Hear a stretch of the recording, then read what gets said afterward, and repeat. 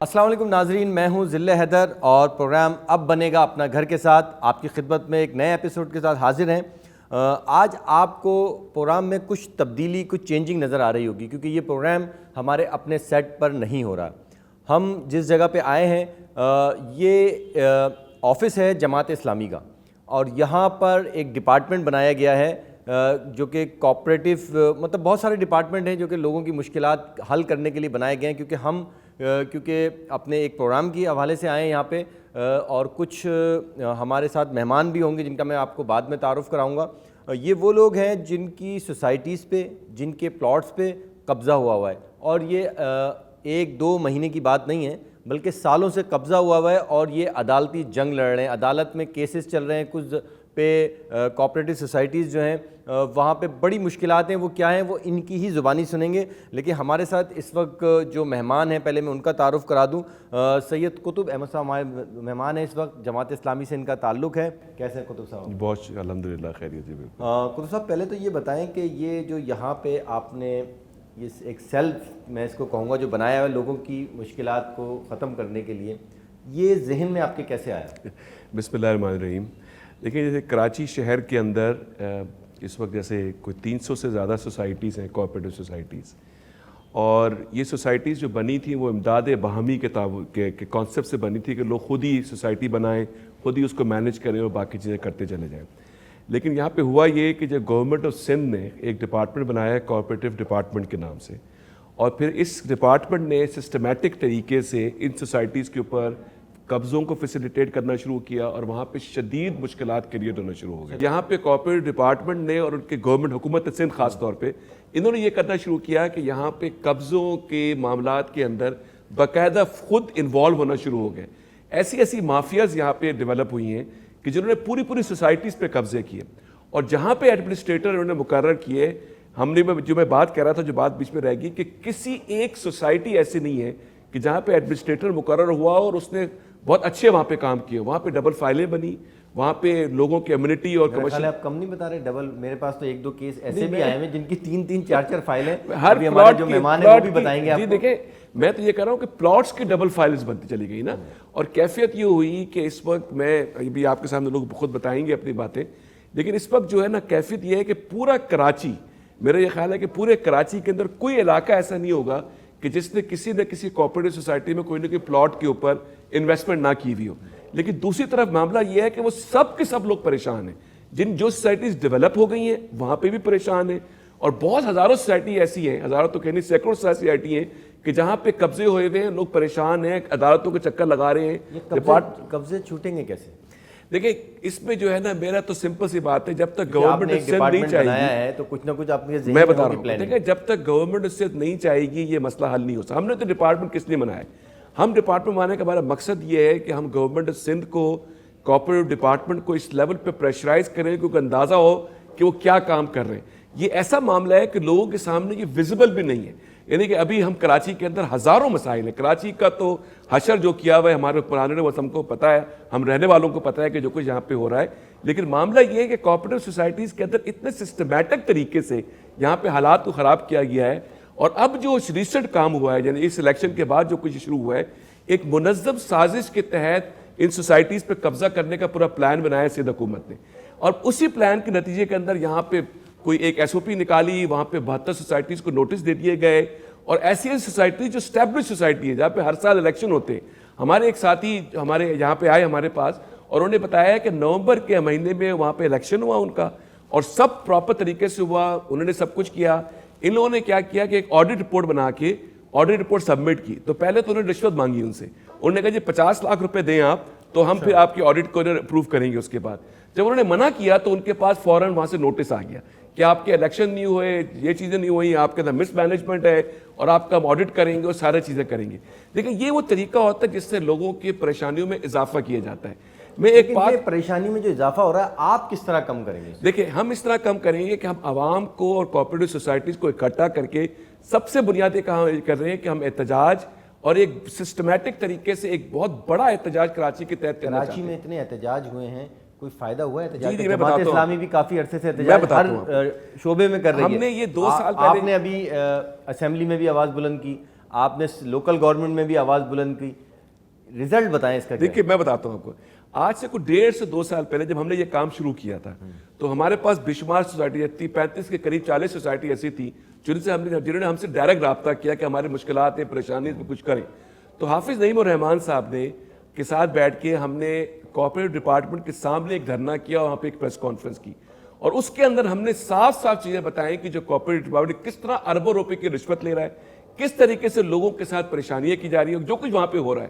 اس کے نتیجے میں یہ ہوا کہ ہمارے اس پریشر کے نتیجے کے اندر کوئی 8 سے 10 سوسائٹی ایسی تھیں کہ جہاں پہ ایڈمنسٹریٹر نے قبضے کیے ہوئے تھے, وہاں پہ الیکشن نہیں ہو رہے تھے. اس پروسیس کے نتیجے میں, احتجاج کے نتیجے میں وہاں پہ الیکشن ہوئے, وہاں پہ لوگوں کو مینجمنٹ کو اختیار ملا اور انہوں نے کام شروع کر دیا.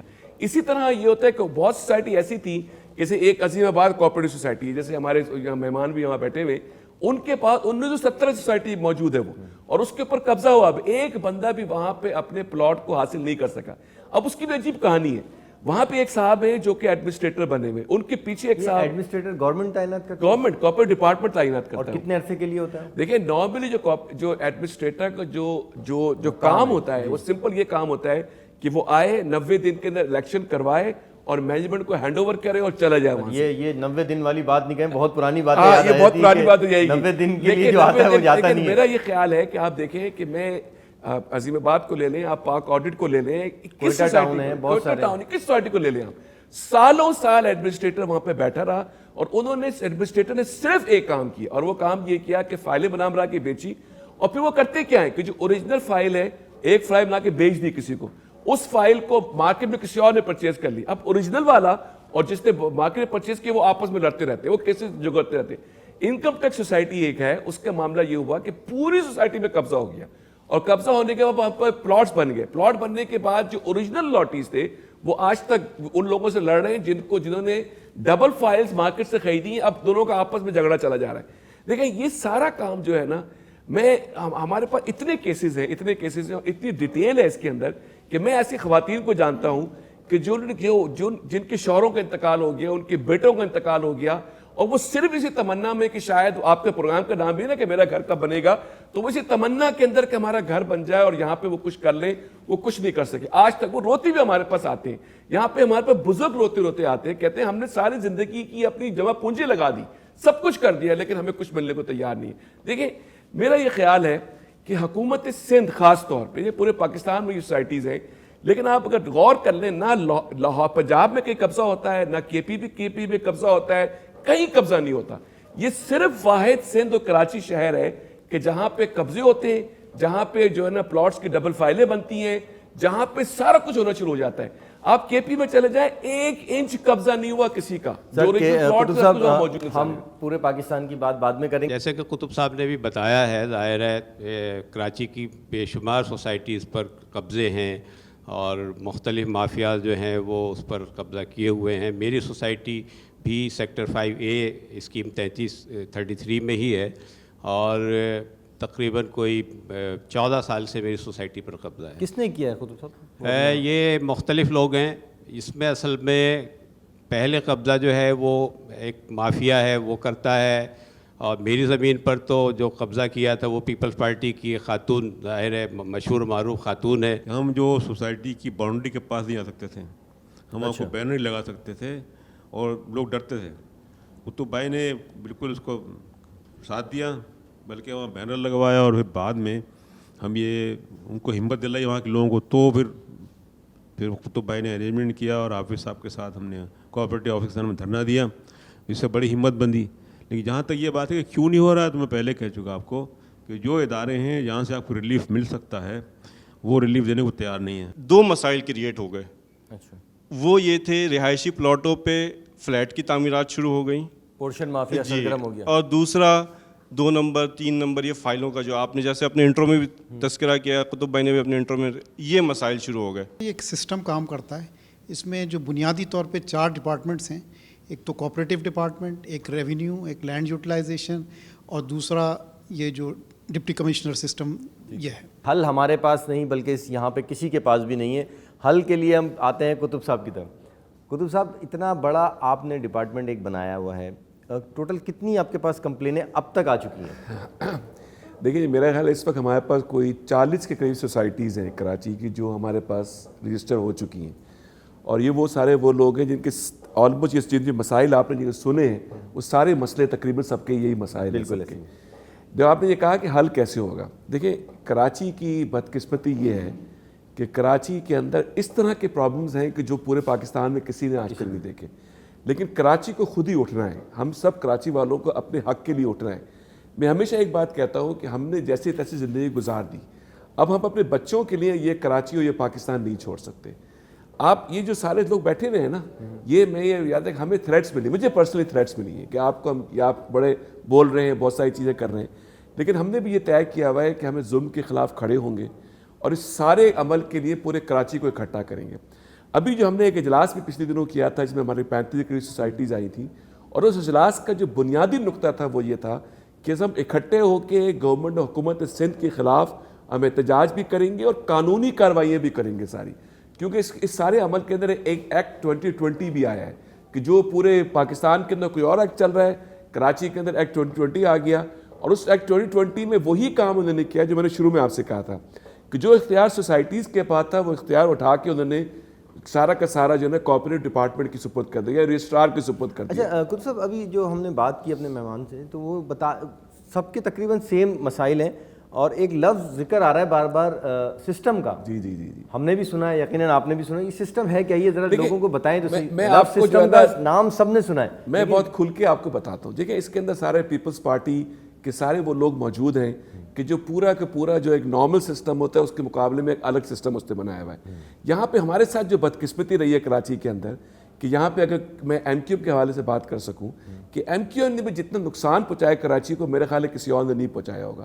اس معاملے کے اندر بھی ہمارا جو ہم نے ایکسپیرینس دیکھا وہ یہ ہوتا ہے کہ وہ ضرور کچھ لوگوں نے آواز اٹھائی, لیکن اس کے بعد انہوں نے جو فائدہ پہنچایا وہ نہیں مافیاز کو پہنچایا بجائے اس کے کہ لوگوں کو فائدہ پہنچاتے. تو آپ جو آواز اٹھا رہے ہیں تو آپ کو بھی اس کا مطلب فائدہ نہیں پہنچے گا؟ دیکھیں ہمیں تو فائدہ چاہیے نہیں, ہم تو کراچی کے آپ سے مراد یہ کہ آپ جس کے لیے دیکھیں میں تو یہ کہہ رہا ہوں, ابھی آپ ہمارے یہاں پہ شکیل صاحب نے ایک بات یہاں پہ کہی کہ لوگ آج سے 2 سال پہلے یا 3 سال پہلے لوگ بات کرتے ہوئے ڈرتے تھے, لوگ اظہار کرتے ہوئے ڈرتے تھے. آج الحمدللہ 35 سے 40 سوسائٹیز کو لوگ اکٹھا ہیں اور وہ سب اس بات پہ متفق ہیں کہ ہمیں اس کے لیے جدوجہد کرنی ہے.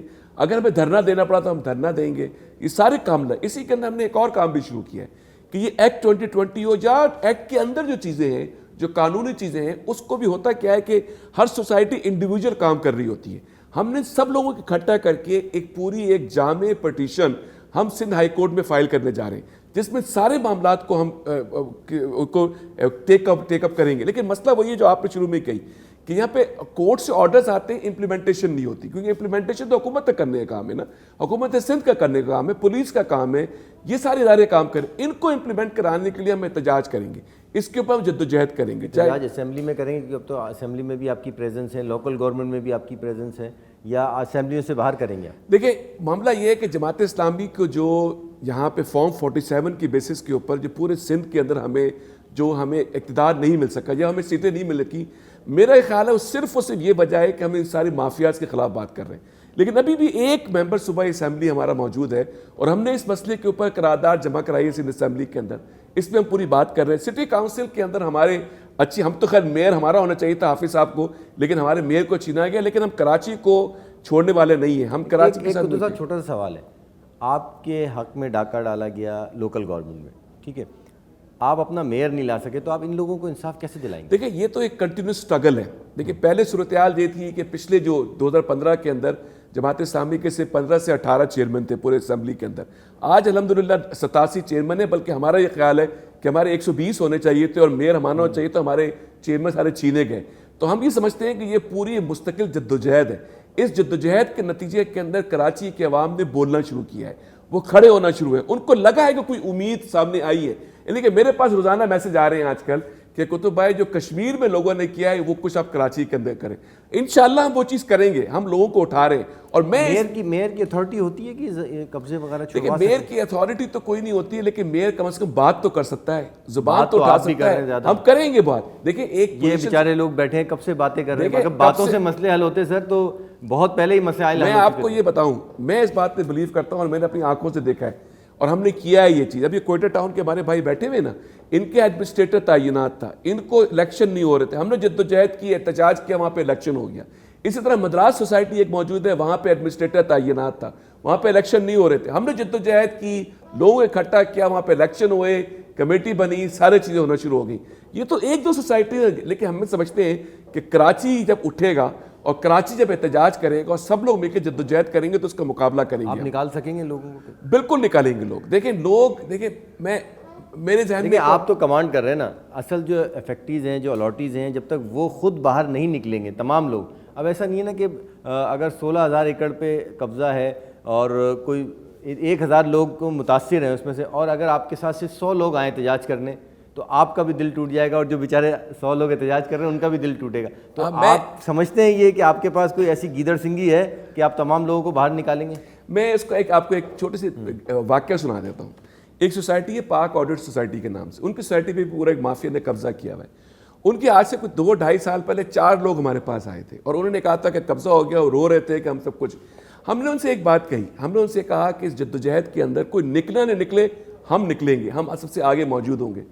الحمدللہ ہم نے جدوجہد شروع کی, وہ 4 لوگ آج سینکڑوں لوگوں کے اندر موجود ہیں.